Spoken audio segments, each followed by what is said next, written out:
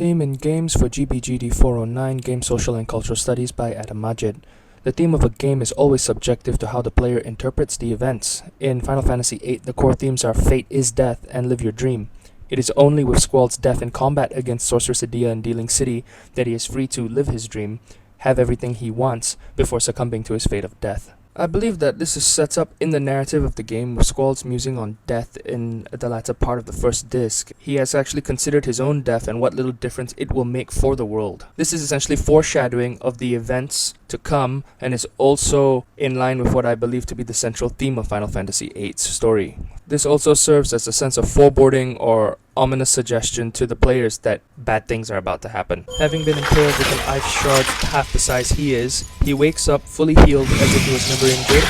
His wounding is never explained or explored. I believe that Squall has already accepted his fate of death and that it's his brain going into overdrive, which also explains a number of random elements which I'll come to momentarily. Firstly are the Moombas. We see a game despite fantasy and sci-fi elements with a world that is fairly realistic, characters are human, and only the monsters are unearthly in origin. Yet the Moombas come out of nowhere with no explanation. This break in the world's continuity requires no explanation because this is all in a dying man's head. Secondly, Garden Master Norg. There is no explanation or justification for this plot twist, which has no consequences on the game. For the dying Squall, this only serves to explain who and what the Garden faculty are. However, having accepted death, he would want his life to have meaning and purpose as a hero, thus he makes it so. He saves the Garden from an enemy within and enemies without. Lastly, we find that Cid and Edea are actually married.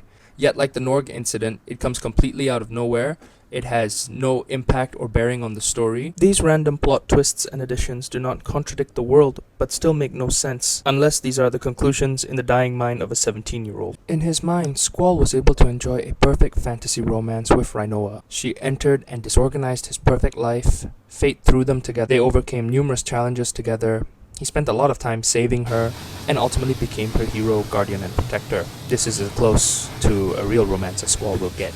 The final boss, Ultimisia, says a number of strange things that, together with Squall's musings about death, make it clear that winning ends the dream and Squall's life.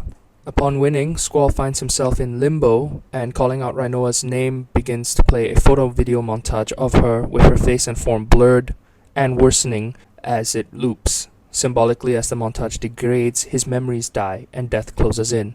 Thus Ultimisia's last words: "Your emotions, time, it will not wait, no matter how hard you hold on to it, it escapes you," is a prophetic truth. Squall's fate, death, has come to pass. The player is Squall, the dreamer. We lived his life and his death, and lived his dream, and we never knew the difference. That's all, thank you.